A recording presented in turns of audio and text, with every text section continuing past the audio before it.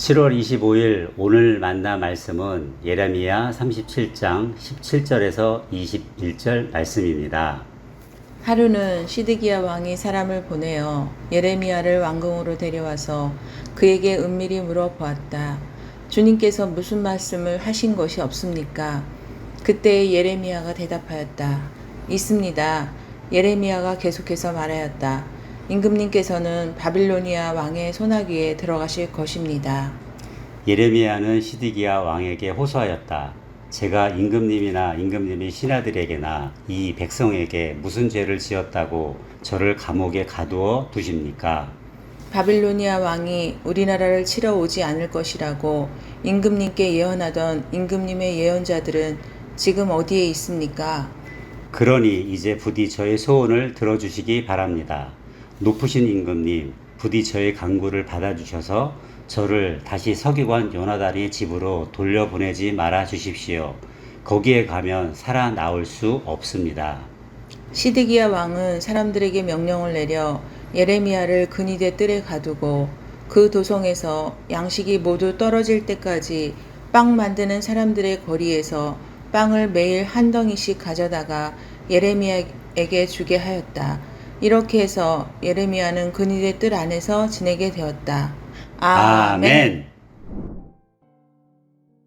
오늘 만나로 만나주실 하나님을 기대합니다. 시드기야 왕은 멸망 끝자락에 서 있는 유다 왕국 마지막 왕입니다. 그는 바벨론에 의해 21세 나이에 유다 왕으로 세워졌습니다. 그는 지금까지 유다 왕국에 고통을 준 바벨론으로부터 나라를 지키기 위해 애국과 손을 잡고 반란을 일으킵니다. 하지만 그 노력은 오히려 더 심각한 멸망이라는 결과를 초래하는 촉진제 역할을 할 뿐이었습니다. 반란에서부터 멸망으로 치닫는 과정에서 시드기야 왕은 두려워합니다. 이 두려움을 해결하기 위해 그는 예언자 예레미야를 부릅니다.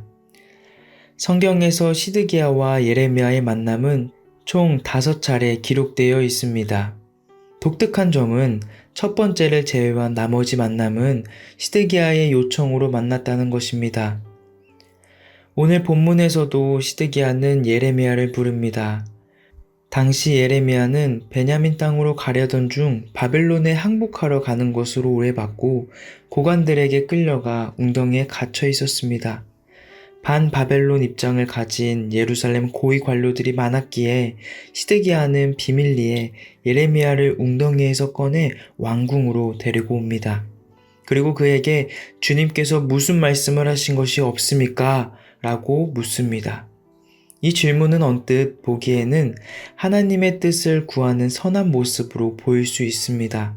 그러나 예레미야를 통해 하나님의 뜻이 담긴 심판 예언을 듣고도 그는 가만히 있었습니다. 심지어 하나님께서 기회를 주셨는데도 사람들이 두려워 하나님의 뜻을 선택하지 않았습니다. 국가적 어려움 앞에서 시드기야가 예레미야를 통해 끊임없이 하나님을 찾았다는 점은 바람직한 태도입니다. 하지만 자신이 원하는 결과를 보여주는 하나님을 찾고 싶었던 그는 결국 하나님께 등을 돌렸습니다. 그리고 비참한 최후를 맞이하게 됩니다. 누구보다 하나님을 찾았지만 비참한 최후를 맞이한 왕의 이야기는 사뭇 남의 이야기로만 들리지 않습니다. 저희의 삶을 돌아볼 때 시드기야와 같이 원하는 결과를 말해주시는 하나님을 찾을 때가 참 많습니다. 원하는 결과가 하나님의 뜻이라는 확신을 가질 때까지 끊임없이 간구하는 모습은 시드기야와 같이 바람직한 태도처럼 보일 수 있습니다. 하지만 이러한 간구는 마치 늪과 같습니다. 기도하면 할수록, 말씀을 보면 볼수록 원하는 결과에 더욱 집착하며 더 깊은 두려움에 빠질 수 있습니다. 그렇다면 저희는 어떻게 이 늪에서 빠지지 않을 수 있을까요? 가장 중요한 한 가지, 바로 듣는 것입니다. 시드기야는 예레미야 말을 듣지 않았습니다. 매번 질문은 했지만 그 질문에 대한 답을 듣지 않았습니다. 왜냐하면 이미 듣고 싶은 답이 있었기 때문입니다. 저희도 하나님께 질문을 하고 답을 구할 때가 참 많습니다. 하지만 듣지 않으려고 할 때도 빈번합니다. 내가 원하는 결과에 부합하지 않으면 나와 상관없는 이야기처럼 흘려보냅니다. 저희도 시드기야처럼 하나님께 질문했지만 사실 듣고 싶은 대답이 정해져 있기에 들리지 않는 것입니다. 그러하기에 저희는 무언가를 간구할 때 내가 듣고 싶은 답이 정해져 있는지 살펴볼 필요가 있습니다. 그리고 잠시 그 답을 내려놓아야 합니다. 그때 비로소 들립니다. 하나님의 뜻은 완전하고 선하시기에 듣는 것만으로 충분합니다. 그리고 듣기 시작하면 하나님의 뜻은 우리를 통해 아름답게 이루어질 것입니다. 오늘 하루도 내가 정한 답을 잠시 내려놓고 하나님의 뜻을 듣는 순간이 가슴에 가득하길 소망합니다. 함께 기도하겠습니다. 하나님, 때로는 하나님의 뜻보다 제가 정한 답을 더 중요하게 생각했습니다. 잠시 그 답을 내려놓고 하나님의 뜻을 묵묵히 바라봅니다. 그리고 그 뜻이 나를 통해 이루어지기를 소망합니다. 예수님의 이름으로 기도합니다. 아멘. 이제 2가지 기도 제목으로 함께 기도하겠습니다. 첫 번째로 오늘의 말씀을 기억하며 기도합시다.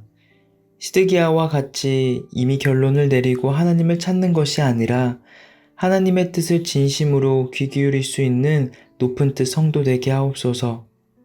두 번째로는 집중호우로 피해를 본 이재민들을 위해 기도하겠습니다.